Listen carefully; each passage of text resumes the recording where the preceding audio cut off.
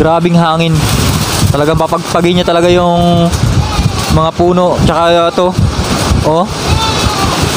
Ayan oh. Grabe. 2 days ago, nagtatay ito yung inahin na to bago nanganak. Kaya hindi rin pwedeng turukan ni kuya ng synthetic na gamot kasi baka ka-apekto sa kanyang anak nga. Pero yun, safe naman na i-deliver or na ipanganak yung ano, yung anak niya. Yung ginawa ni kuya, alternative lang. Unang ginawa niya yung oregano, ininit niya muna para mapatay yung mga parasite doon, tapos piniga niya, hinalo niya sa molasses tapos honey, tapos yun yung pinainom niya. Bali 20 ml na ganun yung pinainom niya dito. Nanganak na ulit guys yung kambing na inalagaan ko sa bahay. Ito yung unang pinakita ko na buntis. Ito na sila. At dalawa naman yung kanyang anak. Kasi dinala muna sa kulungan dito ni kuya kasi nga meron ditong nakasiperate talaga na kulungan. Mas maganda rin kasi kapag ganito. Ma-monitor siya, tsaka yung feeding program niya. Malalagyan natin ng mga pagkain na pangpagatas katulad niya, no. Ito sumabay din kagabing nanganak din yung inahin na to. Ayan. Tapos yung isa na yon, susunod na rin yon. Bali araw na lang siguro, linggo mga anak na rin yon. Kasi sa bahay kasi yung kulungan nila doon, mababasa talaga sila doon kasi nga yung walang nakasiperate na kulungan kapag umulan, nababasa yung mga ano, kaya dinala mo na dito. Ito na yung mga pangalawang anak niya, yung mga unang anak na tinurukan namin ng Jectran Premium. Malalaki na yun. Tapos ito second batch na, you know. Ito sila. Diyan yung pagkain nila sa labas. Tapos ito ginawan din ni kuya ng DIY lang para in case man na lumakas yung hangin or umulan, hindi sila dito mababasa. Talagang hindi sila lamigin. Ito yung tanner bag. Doon yung kanilang pakain sa labas. Ito guys yung kanilang pakainan sa labas para to sa mga buntis. Kasi hinabol lang to ni kuya na gawin kasi nga pag nasa kabila doon yung pinaka nila session or doon, hindi mas okay na separate yung sa mga pakainan ng ng mga buntis. Kasi yun nga may lagay natin dito halimbawa malunggay pang pagatas nila. Doon sana yun yung plano sa harap sa kulungan niya, kaya lang doon kasi yung pinakatambayan ng mga ng mga kambing, kaya niniwalay dito ni kuya. Hindi pa siya natapos, pero itong part na to ay bubungan pa din para magiging tuyo ito. Kasi magiging playground din nila ito. Ayan, pagka nabubugan. Kasi mababasa ng ulan kapag walang bubong ito. Ayan. Pero yun nga, kapag naman umulan, meron naman pang tabon dito na tanner bag. Ito na yung yung nilagyan sila kasi maulan sa labas. Tinilagyan na muna dito. Halo lang yan. Merong ipil-ipil, saging, tapos pipil tree. Gusto din nila yan. Maganda rin ito yung saging kasi nga pag tag-ulan, pang-prevent din to kapag may nagtatay yung mga kambing. Ayan sila. Diyan na muna sila sa kasi nga maulan sa labas. Nilagyan mo na sila ng pagkain. Doon nilalagyan din yan dito ng yung side na yan diyan. Kapag maulan talaga, yan maganda rin lagyan yan kasi safe sila diyan, hindi basa yung kanilang pagkain dito sa part na to. Sa ngayon sa baba kasi sila kaya dito na muna pinakain. Hindi rin sila pwedeng masuga kasi maulan. Kaya ito yung kagandahan din kapag may pakainan sila na maganda. Ito. Yan sila. Yung kagandahan kapag mayroon tayong shelter or yung kulungan ng mga kambing. Katulad nito may bagyo na isang week na siging ulan, mayroon silang maayos at mayroon silang safety na kulungan, hindi sila nababasa. Meron tayong feeding program sa kanila, yung pinapakain natin sa kanila tuyo para hindi sila nagtatay sa panahon ng tag-ulan. Grabing hangin, talagang papagpagin niya talaga yung mga puno. Tsaka to, oh, ayan oh, grabe. Dinaanan talaga ng bagyo. Ang lakas oh, pinapagpag niya talaga yung bubong nun oh. Pero hindi naman yung basta-basta. Sakto lang talaga na dinala namin dito yung may anak na inahin. Kasi safe siya dito, hindi talaga mababasa. Grabe lakas ng hangin. Ayan oh, natumba na nga yung kulungan ni kuya ng manok. Yan yung dati yung kulungan niya ng manok, natumba na, bumigay na sa lakas ng hangin at ng ulan. Pero yun, kagandahan lang kasi safe yung mga kambing, kaya okay na rin kasi na dinala dito. Ayan o, komportable talaga sila dito. Sa mga susunod na araw kapag walang bagyo na ay ibabalik rin ito doon sa bahay. Yan yung kambing na to. Yan, dito lang muna sila kasi ngayon na safe sila dito, tsaka komportable sila dito. Kasi grabe lakas ng ulan, lakas ng hangin.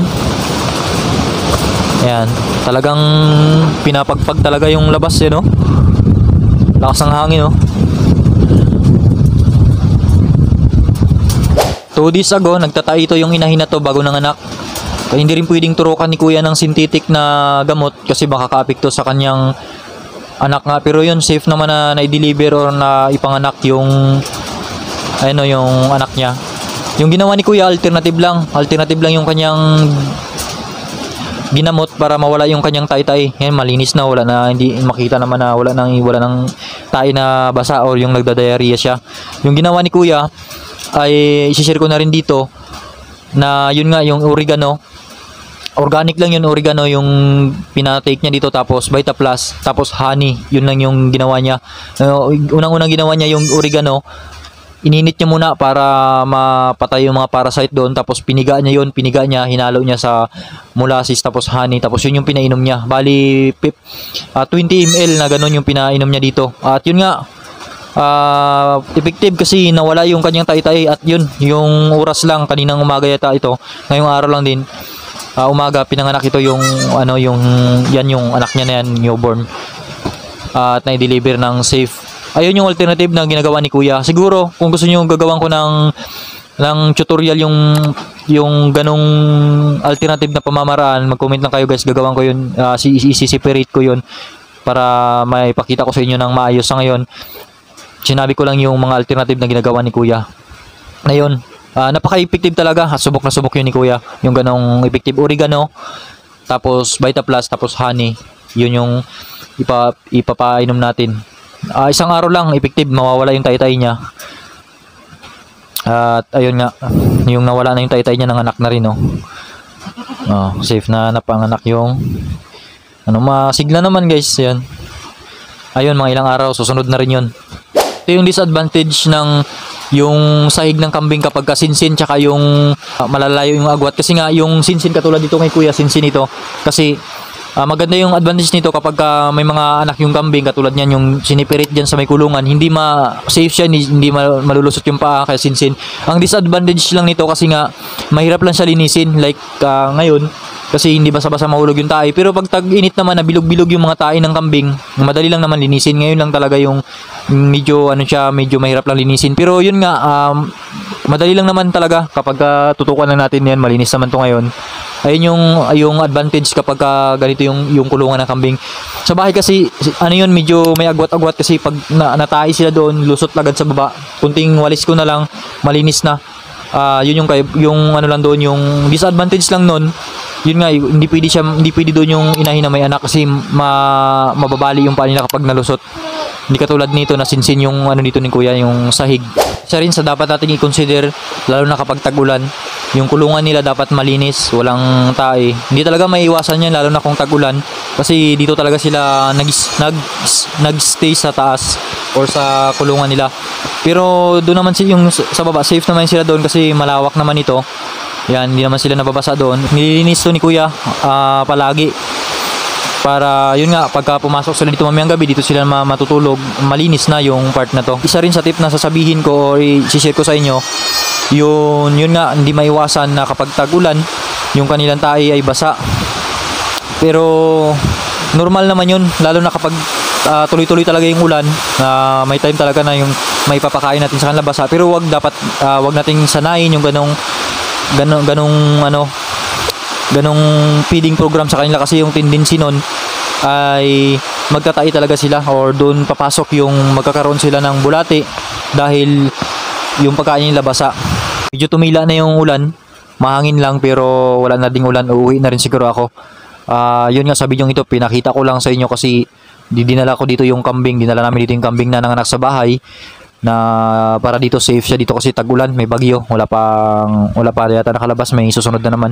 At ayun, sinare ko na rin sa inyo yung mga tip, yung mga experience at yung mga tinuro ko sa inyo, mga alternative na pamamaraan, binahagi ko rin. Marami pa akong gagawing video guys, marami pa kaming gagawin video ni Kuya or i-update sa inyo about sa pag-aalaga ng kambing. Kasi nga ito yung kulungan niya na to ay naka-program talaga or may program talaga na sinusunod si Kuya dito. Like sa feeding program, sa vaccine, ano man yung mga pinapatake niya sa pag-aalaga ng kambing na mas okay yun kasi mas prevent natin yung mga sakit. Alam natin kung ano yung mga i-apply natin kapag dinaan natin ng mga sakit, ganyan.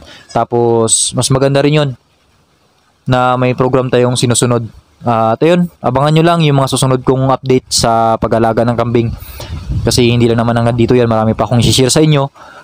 At sa paggawa ko ng mga content about sa kambing, i-update ko din kayo. Mayroon dito si Kuya na board, whiteboard, ayan. Maganda rin yan yung board na yan kasi yung mamonitor natin kung anong buwan natin tinurukan ng vaccine, pinurga yung kambing, may yung schedule. Maganda rin yan, mamonitor natin. Maganda rin kapag may ganyan tayo sa kulungan. Tapos ito naman yung kanyang lagayan ng mga vaccine, vitamins, gamot. Dito, nakaseparate dito. Tapos may ilaw to pagkagabi. Nilalagay niya ng ilaw. Kaya talagang safe yung mga kambing dito at komportable. Salamat sa mga nanood ng video ito at nagpatapos ng video ito. At marami pa akong ibabahagi sa inyo ng mga tip and tutorial na mga personally na experience at gusto kong ibahagi sa inyo. Marami pa kaming isi-share sa inyo na alternative na pamamaraan ni Kuya sa pag-aalaga namin ng kambing. Kung gusto niyo ng magandang video guys, marami rin ako ginagawang mga content sa aking YouTube channel ng mga tip and tutorial at mga useful content na personally na experience at gusto kong ibahagi sa inyo. Kung gusto niyo ng magandang video, please support my YouTube channel, subscribe, and don't forget to hit the bell icon para maging updated ka sa mga susunod kong upload.